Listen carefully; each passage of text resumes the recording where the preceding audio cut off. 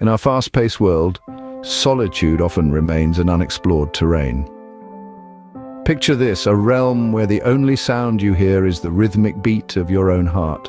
The only thoughts you encounter are your own, and the only connection you feel is with yourself. This, my friends, is the realm of solitude, a territory often mistaken for loneliness, yet it is a sanctuary of self-discovery and inner tranquility.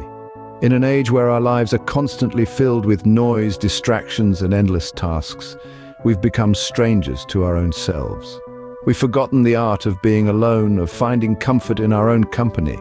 But solitude is not about isolation or disconnection. Rather, it's about fostering a deeper connection with ourselves. It's about embracing our own company and finding peace within it. Think of solitude as a journey within. It's about uncovering layers of our own existence, about getting to know ourselves better, and about finding our own rhythm amidst the chaos. In the grand scheme of things, solitude is a means to an end. That end being a state of inner calm. It's about understanding that being alone doesn't have to mean being lonely. On the contrary, it can be a path to self-discovery, a journey to understanding our own strengths and limitations, and a way to develop resilience and self-reliance. Now let's talk about nature. Nature in its vast expanses offers the perfect backdrop for this journey into solitude. The whispering winds, the rustling leaves, the flowing rivers all become a soothing symphony that accompanies our journey. They become the perfect companions in our exploration of solitude, reminding us that even in our aloneness we are a part of something larger, something grand and beautiful. In the end, solitude is not a state to be feared, but a state to be embraced. It's an opportunity to grow, to learn, and to find peace within ourselves. In the vast expanses of nature, solitude becomes a balm for the soul, a quiet whisper amidst the noise. Imagine trading the concrete jungle for a sea of green, the noise for the whispering wind. Picture a person, much like you or me, who wakes up one day and decides to break free from the steel and glass confines of the urban landscape. They're eager to escape the relentless pressure and the never-ending hustle, to find a respite, a sanctuary. Our protagonist embarks on a journey, not just of miles, but of self-discovery. They leave behind the city's towering skyscrapers and congested streets, trading them for towering trees and open trails. As they step into this new world, the air is different, crisper, fresher. The city's cacophony fades into the distance, replaced by nature's symphony.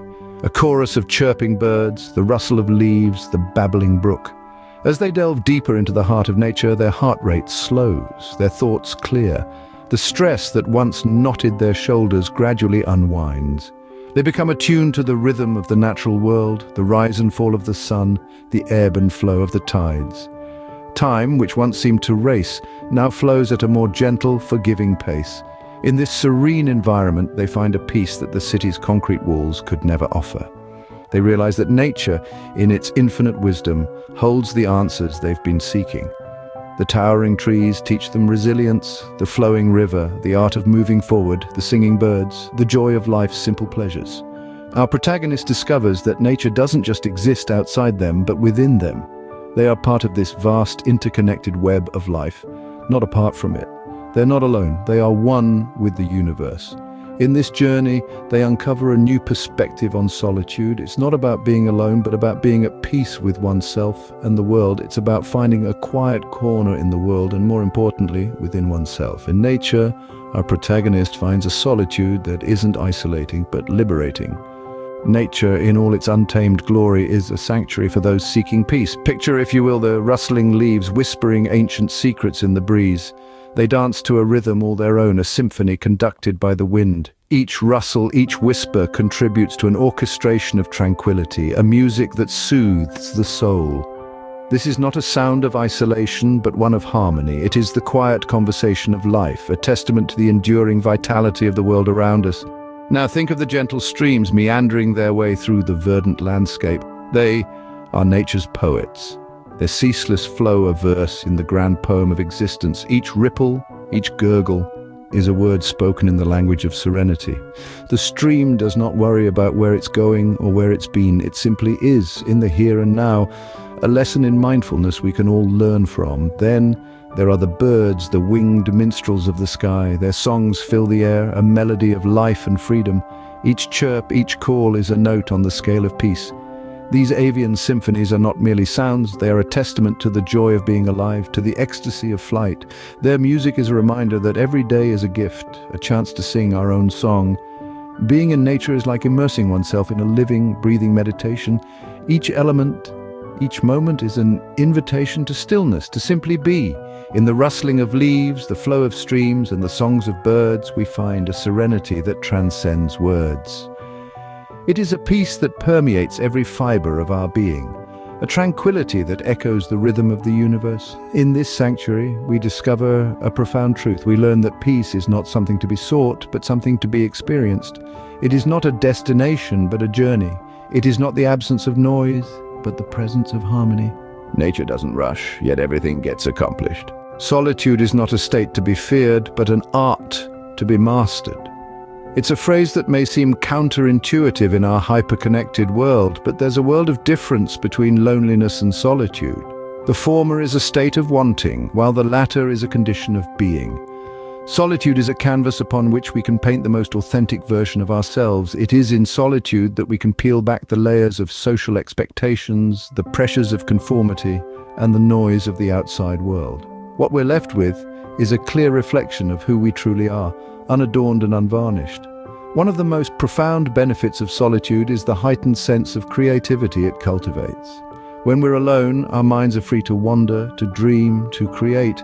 The constant influx of information and communication can often stifle our creative instincts, but in solitude, we are the architects of our own thoughts and ideas. Solitude also fosters a deep sense of self-awareness. It's a mirror that reflects not only our strengths and talents, but also our flaws and insecurities. It compels us to confront these aspects of ourselves, to understand them, and ultimately, to accept them. This self-awareness is a stepping stone towards self-improvement and personal growth. But perhaps the most transformative aspect of solitude is the inner peace it can bring. In the silence of solitude, we can hear the whispers of our own hearts, feel the ebb and flow of our emotions, and tune into the rhythm of our breath. This is the essence of mindfulness, the practice of being fully present in the moment. Just as an artist needs solitude to create a masterpiece, we too need solitude to master the art of living. It's a skill that requires patience, practice, and a fair bit of courage, but the reward is well worth the effort. Mastering the art of solitude allows us to discover our true selves beyond the noise of the world. So take a moment to step back, to relish in the quiet, and to truly listen. What you'll find may surprise you. Nature, in her silent majesty, holds the key to inner peace. This is a truth we've been exploring through our journey into solitude and nature's embrace. We've been on an expedition, not just through the physical realm of forests, mountains and streams, but a voyage into the inner landscape of our minds. And the natural world has been our guide, our mentor, our muse. It has gently nudged us to venture forth, to step away from the noise and chaos of our daily lives, and to step into that sacred space of stillness and solitude. The art of solitude isn't about isolation or loneliness. It's about finding that profound connection with oneself. It's about understanding that in our silent moments, we can discover our deepest thoughts, our most profound truths. And nature, in all her glory, provides the perfect backdrop for this introspection. The rustling leaves whisper ancient wisdom in our ears. The babbling brooks sing songs of timeless harmony. The towering mountains remind us of our insignificance and yet our interconnectedness with the universe. The verdant fields and the azure skies paint a canvas of tranquility, inspiring peace and calm. Nature does not judge, it does not rush, it simply is. It exists in a state of perpetual serenity, a state we too can attain when we allow ourselves to simply be. When we let go of our worries, our fears, our endless desires, and immerse ourselves in the beauty and tranquility of the natural world, we find peace. A peace that is not dependent on external circumstances but springs from within. A peace that is not fleeting but eternal. This is the transformative power of nature.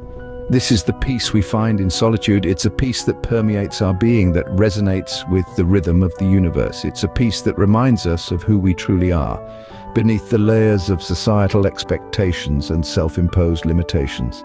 In the heart of nature, we find not only solitude, but a serene peace that resonates within. This peace is our birthright. It's always there, waiting for us to discover, to embrace, to cherish. It's a journey worth taking, a destination worth reaching.